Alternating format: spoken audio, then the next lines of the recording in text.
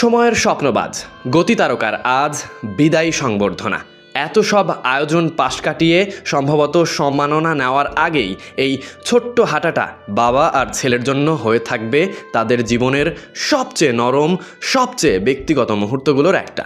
এই সব কিছুর মাঝে পুরনো তারকাকে দেখে আবেগে বুঁদ হয়েছেন অনেকে।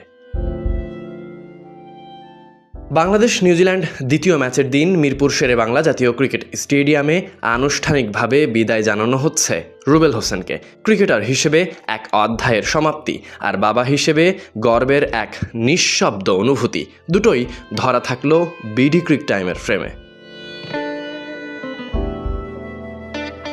2009 সালে অভিষেক, এরপর ধীরে ধীরে হয়ে ওঠা বাংলাদেশের পেস আক্রমণের অন্যতম ভরসা। 2015 বিশ্বকাপে ইংল্যান্ডের বিপক্ষে সেই স্পেল, বিশেষ করে শেষের দিকে 2 উইকেট, আজও বাংলাদেশের ক্রিকেট ইতিহাসের এক স্মরণীয় অধ্যায় হয়ে আছে। আর তা শুধুমাত্র রুবেলের জন্যে। সময়ের সাথে জাতীয় দলে জায়গাটা ছেড়ে দিতে হয়েছে, নতুনেরা এসেছে, ছন্দ বদলেছে, তবুও রুবেলের নামটা থেকে গেছে এক ধরনের আবেগ হয়ে। আর সেই আবেগ নিয়েই গত 15 এপ্রিল আন্তর্জাতিক ক্রিকেট থেকে বিদায় নিয়েছেন তিনি। বিদায়ের পর প্রথমবারের মতো এলেন হোম অফ ক্রিকেটে, নিজের বিদায়ী অনুষ্ঠানে। রুবেল যখন উজ্জ্বল তারকা, সমসাময়িক সময়ে সবথেকে উজ্জ্বল ছিলেন তাসকিন আহমেদ। তাসকিন স্মরণ করেছেন সেই সময়টা। অনেক স্মৃতি আছে আপনার সাথে, ভালো মন্দ অনেক কিছু শিখিয়েছেন আমাদের। 2015 বিশ্বকাপে ইংল্যান্ডের বিপক্ষে ম্যাচে এমন এক পরিস্থিতি ছিল, 2 বলে 2 উইকেট নিয়ে আপনি আমাদের কোয়ালিফাই করতে সাহায্য করেছেন। এখনও don't go for hero, goes for hero ধারাভাষ্যকারের এই কথাটা সব সময় মনে পড়ে।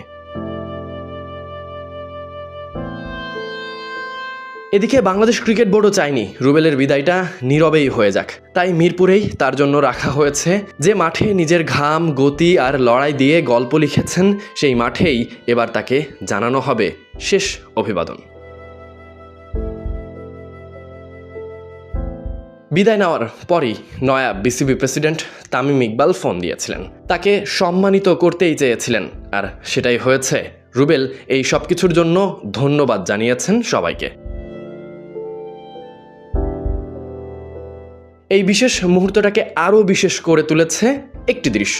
বাবার পাশে তার ছোট্ট ছেলে, ক্যারিয়ারের ঝলমলে অর্জনগুলো এক পাশে। এই দিনের স্মৃতিটা হয়তো অন্যরকমভাবে থেকে যাবে। একজন ক্রিকেটার হিসেবে তো আর নয়, একজন বাবা নিজের গল্পটা ছেলের চোখে হয়তো দেখলেন, বোধহয় দেখার চেষ্টা করলেন। নিজের জীবনের সব থেকে কষ্টময় মুহূর্তটা বোধহয় উদযাপন করলেন আনুষ্ঠানিকতার সাথে। কারণ ভালোবাসি বলা পেশাটাকে কেউ সরাতে চায় না নামের পাশ থেকে। সাবেক শব্দটা যে কোনো খেলোয়াড়ের জন্য কঠিনই বটে। Sadiq Ahmed Sani, BD cric time.